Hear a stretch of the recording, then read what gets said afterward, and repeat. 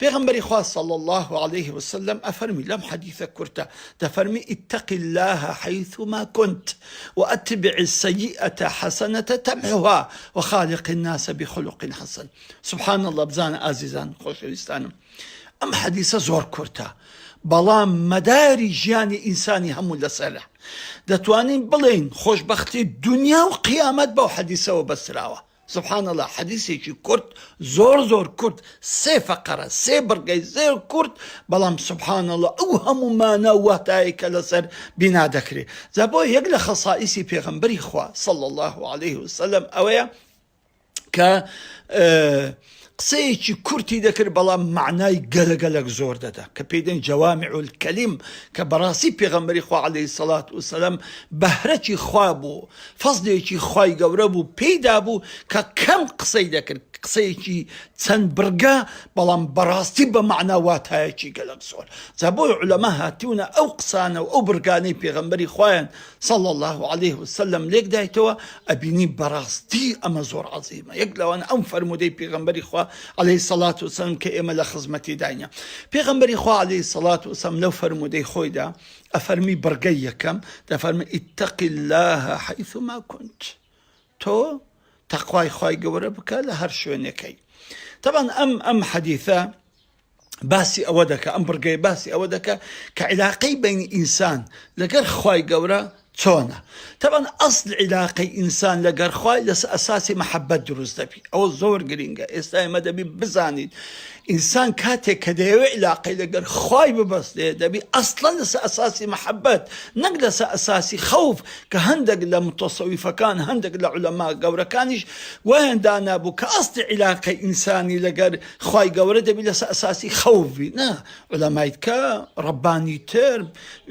زاهد وعارفة كاني تر براستي أمان ليك دايتو كنخير أصل علاقة إنسان لقر خواي دبي لس أساسي محبة به أوي محبة بإنساني دكا خوف بإنساني ناكا براستي أوي محبة ولا إنساني دكا لخواي نزيق ببتو لشقي بال بدو برو مقامي إحسان بروا وكو أونيكا وخوف بيدروز دكاتن أصلا محبة بالد أكاتو بفري بلام خوف أدبستيتو كنفري زابويا أساسي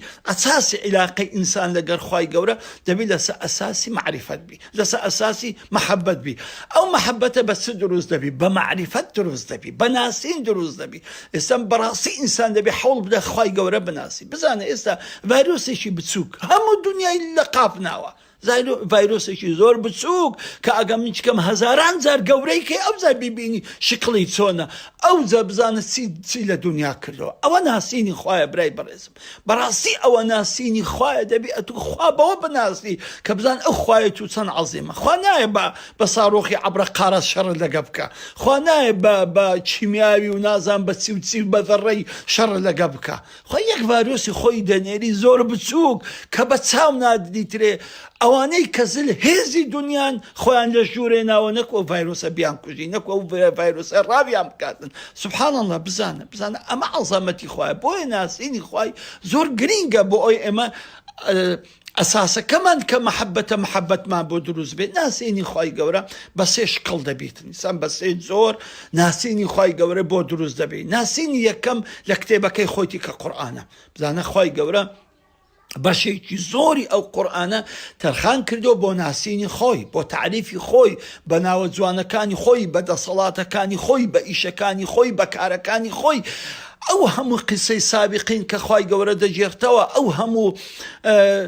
غەزەبانێک کە لە قەومەکانی تری گرتووە ئەوە هەموو ناسینی دەسەڵات و گەورەی و میهرەبانی خۆیتی ئەو هەموو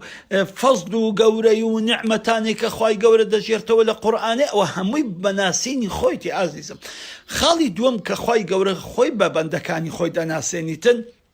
لخلال أو كونية طبعا أو كونش قرآني كبلام قرآني شي صامتة بيدنجا قرآني شي منظورة أو كان قرآني شي مقروءة إخويني بلام أو قرآن منظورة أو إخوين دواري هبي إخوين دواري نبي دتواني تمشايكا تمشاي أو كونيكا سبحان الله عجائب و غرائب تەماشای ئاسمان دەکەی تەماشای ئەستێرەکان دەکەی تەماشای بەحر دەکەی تەماشای حیوانات سەر زەوی دەکەی تەماشای هەر شوێنێک دەکەی شاخ و داخ و باران و ئەستێرە و هەور و هەورە تریشقە و هەرچی لەو کەون و کائیناتەیە کە ئینسان تەماشای دەکات سبحان الله بەڕاستی گەورەی و دەسەڵات و ڕەحم و بەزەی و میهرەبانی و جەلال و جەمالی خوای گەورەی بۆ ئاشکرا دەبێتن. خاڵی سێم کە ئینسان خوای گەورەی پێ بناسی بۆی محەبەتی لەسەر دروستکە ناوە جوانەکانی خۆیتی ئەسماء اللهی الحسنى بەڕاستی ئەو ناوە جوانانەی خوای گەورە زۆر زۆر گرینگە ئینسان لەو دەرکەی ناوە جوانەکان بستە ژۆرێ بستە ئەو مەلەکوتەی خوای گەورە دروستی کردووە بستە ناو ئەو عالەمەی کە خوای گەورە باسی لێوە ئەکاتن. جا بۆیە ئەگە کتێبەکانی مامۆستا سعید نەوروسی بخینیتەوە